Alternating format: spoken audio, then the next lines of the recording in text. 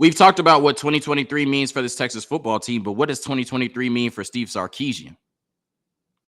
Are Locked On Longhorns, your daily podcast on the Texas Longhorns. Part of the Locked On Podcast Network, your team every day.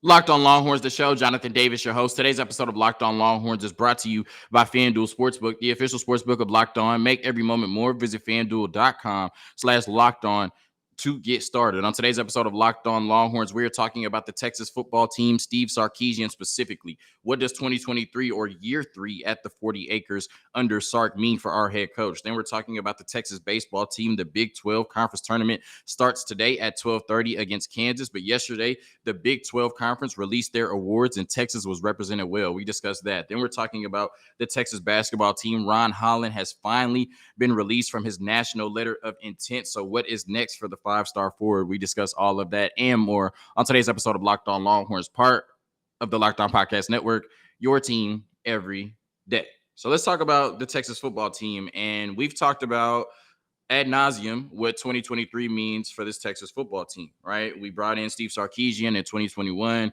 We have seen the culture shift the last 2 years. We've seen the roster shift the last 2 years. And many of us feel like this is one of the most talented rosters we've seen in recent memory at the 40 acres. We feel like it's that put up or shut up year for the Texas Longhorns, right? It's time for Texas to get back into that 10-win conversation. It's time for Texas to get back into that conference championship conversation. It's time for Texas to be back at the top of the sport perennially, right? That's where Texas belongs. And it feels like this is the year where Texas starts to assert themselves as one of the best programs in college football once again. So that's what this year means for the Texas football team. But what does 2023 mean for Steve Sarkisian specifically? And I think it's a huge year for Sark. I think it's a make or break year for Steve Sarkisian. And when I say that, I don't mean that there's a chance that Steve Sarkisian can be fired at the end of the season, right? I don't think there's anything that can happen that can result in that, right?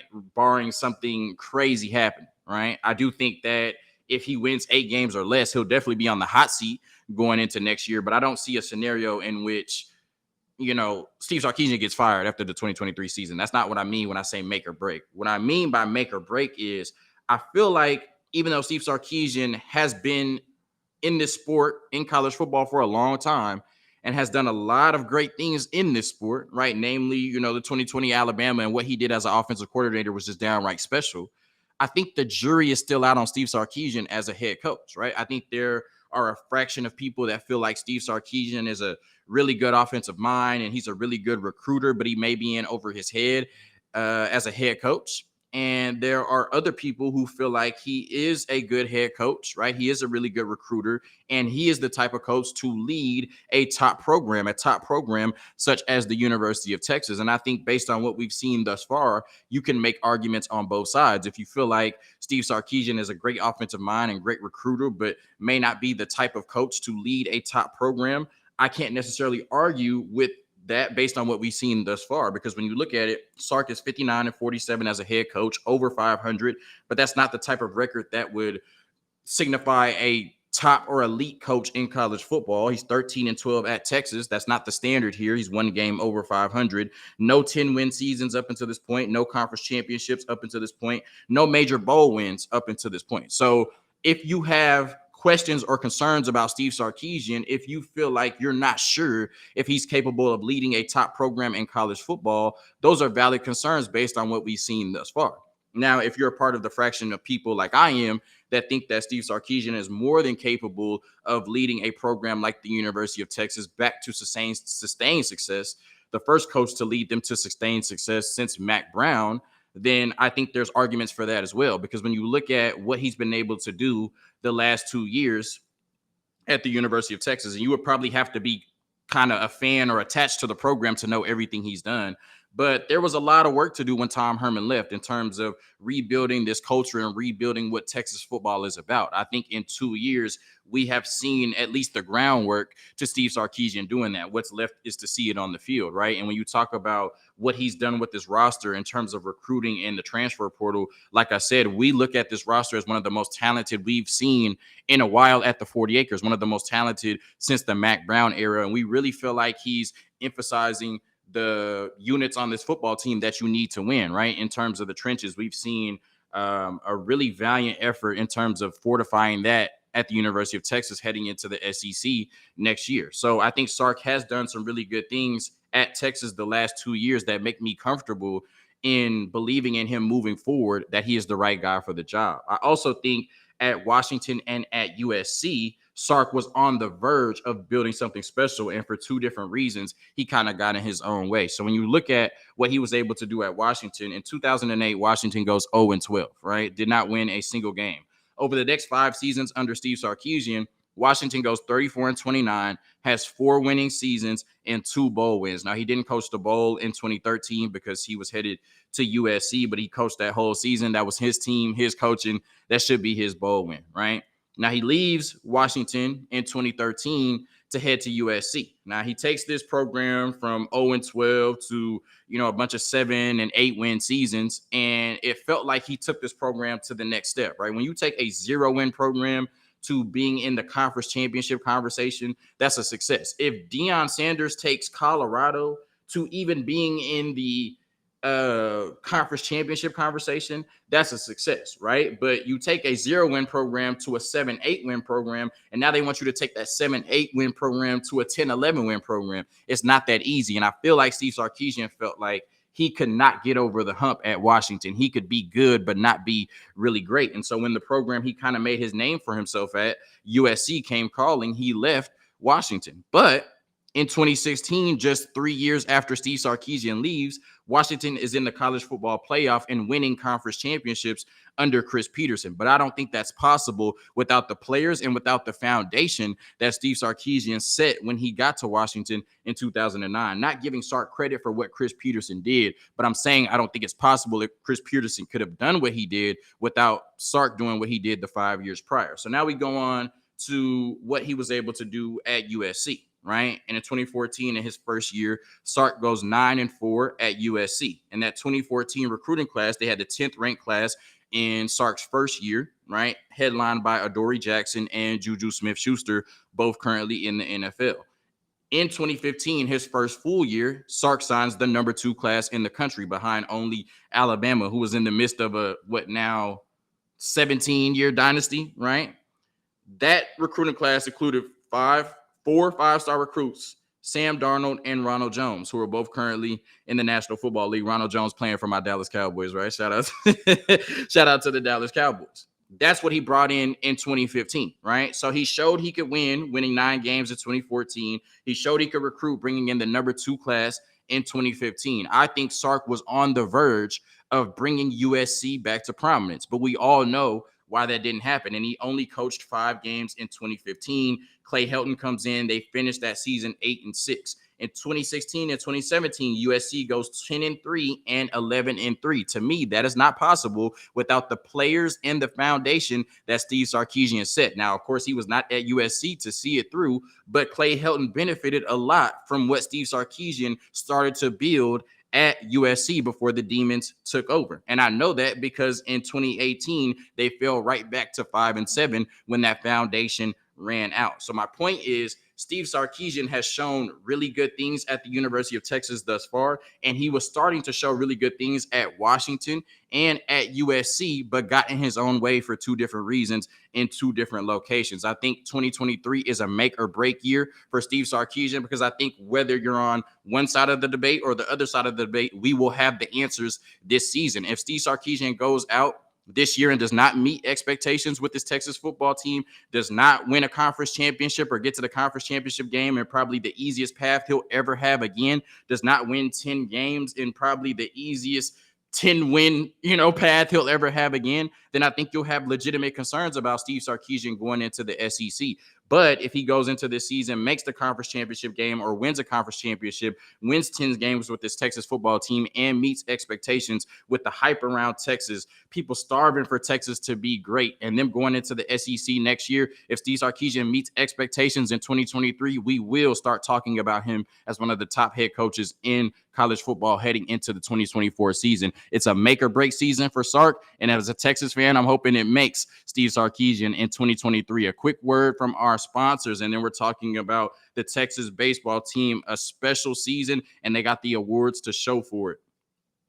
So today's episode is brought to you by Birddogs, and I love wearing my Birddogs because they allow me to feel my best, and I like to look good and feel good. And the 3 reasons I love Birddogs: one is fit. I look better and feel great wearing Birddogs. I feel comfortable in them, right? Comfort is the second thing. The stretchy fabric makes my legs look great, and they're comfier than my other shorts and pants. Birddogs are definitely my go-to. And I love versatility. They give me the freedom to wear them anywhere, right? If I'm wearing them around the house, if I'm wearing a date, if I'm going out with my friends, wherever, if I want to go work out, if I want to go run, I can wear my Birddogs and still look stylish. And you can do the same. Go to birddogs.com/lockedoncollege and enter the promo code LockedOnCollege. They'll throw in a free custom Birddogs Yeti style tumbler with every order. So we're talking about the Texas baseball team, and it has been a really special season, a season that started off a little rocky, and a lot of people thought that they would not be able to match what they were able to do last year. And they got better and better every series. And, we saw it kind of culminate with that 16-game win streak that they went on in the middle of the season. And even though there were some rough patches after that, for the most part, after that 4-7 start, they played really good baseball on all 3 levels for the rest of the season. And it culminated in them winning a share of the Big 12 championship with West Virginia and Oklahoma State. And you can point back to a lot of games, one of those blown games against Baylor, blown games against TCU, the sweep against Oklahoma. If just one of those games goes differently, you're talking about Texas winning an outright Big 12 championship in a season where a lot of people did not feel like they were capable of doing it. So it was a really special season for this Texas baseball team. Hats off to everybody involved, David Pierce, his entire staff, and of course, all of the players and all of the fans, that go support them at the dish. I, wholly believe that Texas is one of the best baseball programs in the country. And a large part of that is because of the fan support they get from the fan support this baseball team gets, I should say. So when you look at it, Texas is currently in the Big 12 conference tournament. They play today at 12:30 against Kansas. Some of y'all will hear this before that. Some of y'all will hear this after that. But hopefully we're talking about them beating Kansas and playing, I think, the winner of TCU and Kansas State tomorrow. And the Big 12 Conference released their conference awards for the 2023 season yesterday. And like I said, Texas was represented really well. So the biggest award of them all, I think, Lucas Gordon won Big 12 Pitcher of the Year, the 8th Texas pitcher to ever win it, the first Texas pitcher to win it since Ty Madden in 2021. I think it was 2021. And he went 6-1 this year, 2.48 ERA. That is great. 85 strikeouts and 83 innings. They like to say demon time when Lucas Gordon is on the mound, and that definitely was the case this year. Your Big 12 Pitcher of the Year. What an accomplishment. Congratulations to Luke G for doing that. Then you talk about Jared Thomas, who made the all-freshman team, a 932 OPS, 4 home runs, 26 RBIs, and 10 steals. Congratulations to Jared Thomas on that accomplishment. Then you talk about the Big 12 first team, and Texas has a lot of names on it. Garrett Guillemette at the catcher position, 1,009 OPS, 11 home runs, and 58 RBIs. Congratulations to him. Downtown Porter Brown. We saw what he was able to do on the offensive and defensive ends this year. Such a special player in the outfield. 1,020 OPS, 12 home runs, 54 RBIs, 9 steals, and the game-winning double play to beat his old squad. TCU will never forget that at the 40 acres. Dylan Campbell, of course, on a record hitting streak right now, 1,063 OPS, 12 home runs, 44 RBIs, 24 steals. Congratulations to Dylan Campbell. Congratulations to Porter Brown as well. Of course, we mentioned Lucas Gordon before, the Big 12 Pitcher of the Year. Of course, he's first team. And then LBJ, LeBaron Johnson, 7-2, 2.81 ERA. He was great as well. 84 strikeouts and 67 innings. Not only is he unhittable, he's making people out there look silly. A really special baseball team this year. And I think they have a chance to continue to do something special because they're playing their best baseball at the right time of the season. And now you got Tanner Witt back, right? I don't think any team in the country has gotten a shot in the arm the way Texas did when you basically picked up another ace towards the end of the season. And that's going to be really good for them. Tanner Witt shined in his last outing against West Virginia. They swept West Virginia. And now you come into this tournament with a lot of momentum. And we saw that with Oklahoma last year, where I don't think Oklahoma was the best team in the Big 12. Obviously, Texas was, but Oklahoma got hot and then won the Big 12 tournament and then rode that all the way to the NCAA championship, College World Series against Ole Miss, right? I think Texas has a really good chance to do something like that this year. You got hot, sweeping West Virginia coming into the Big 12 conference tournament. You can win the Big 12 conference tournament and go into the postseason with a lot of momentum. And, like I said, baseball is just about who's playing the best baseball at the right time of the year. And you can make the argument that Texas is playing like one of the best teams in college baseball right now. And hopefully that continues all the way to the College World Series. So, like I said, a lot of credit to this Texas baseball team, a lot of credit to the staff and what they were able to do this year. And of course, credit to our Big 12 pitcher of the year, our Jared Thomas, who made all freshman team, and all of our players who made first team all Big 12, and a really good season for Texas baseball, the premier program in college baseball. A quick word from our sponsors, and then we're going to end talking about Ron Holland being released from his national letter of intent. So I believe it was on April 28th. I think it was the day after the first round of the draft, right? When Bijan went to the Falcons and Max Amos committed. And that week, Max Amos committed, Dylan Dessou announced he was returning, and Caden Shedrick committed. And we were like, okay, this Texas basketball team is starting to cook, right? We're starting to, fill this roster back up. And then right after Max Amos committed, less than 24 hours, Ron Holland decommits and requests to be released from his letter of intent, right? His national letter of intent. And up until this point, we had seen that Ron Holland had not been released from his letter of intent by the University of Texas. And the fact that that story even came out lets me know that Ron Holland and his camp were motivated to get that out. We're motivated to let people know that the University of Texas was slow playing this process, right? That's something that, I learned from Colin Cowherd. I don't learn a lot from Colin Cowherd, but that's something that he said, right? When a story comes out, you have to think about who would it motivate to leak that story. It would not motivate the University of Texas to leak a story about them slow playing Ron Holland's national letter of intent. Ron Holland and his camp leaked that story to put pressure on Texas to speed the process up. And they finally did it. And I'm glad they did, because recruiting is all about perception, and you don't want to be the school that looks salty, right? There is no victory. There's no winning in being salty in recruiting. And the way you handle Ron Holland, who is well known and well respected, coming from a recruiting hotbed in the DFW that's right in your backyard, you have to handle the process as elegantly as possible, even if that means losing Ron Holland. And they said they wanted to do their due diligence. Well, they didn't say this, but this was reported that they wanted to do their due diligence in terms of making sure that there was no funny business, right? There was no tampering going on with Ron Holland. But my point is, even if there was tampering going on with Ron Holland and he's headed to Arkansas, there's nothing you can do about it, right? Recruiting is about winning and losing. And if Ron Holland decommits to go to Arkansas, unfortunately, they won and you lost, and you just got to move forward and pivot from it. So I'm glad they released him from his national letter of intent. I'm glad it did not get ugly. Like I said, this would have been a situation that could have prevented you from getting future recruits, because, parents and families would look at this and say, look how they handled Ron Holland. I don't want you going to play for Rodney Terry in the University of Texas. So I'm glad that this situation is over. Texas is still one of his top schools.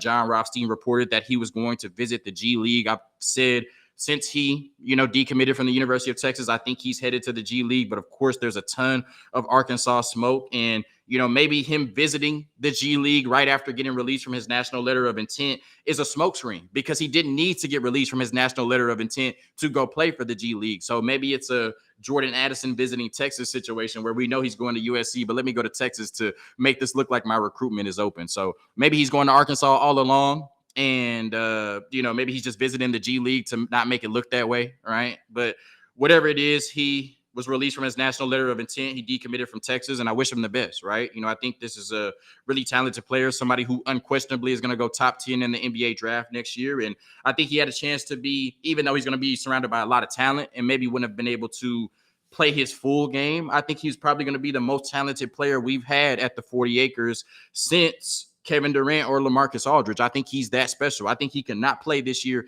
and still go top 10 in the NBA draft. He's that good of a player. And, you know, it would have been nice to see him in a Texas jersey, but I wish him the best wherever he is next year. I'm just praying it's in the G League and not at Arkansas, because that'll hurt me deeply. Thank you for tuning in to another episode of Locked On Longhorns, part of the Locked On Podcast Network.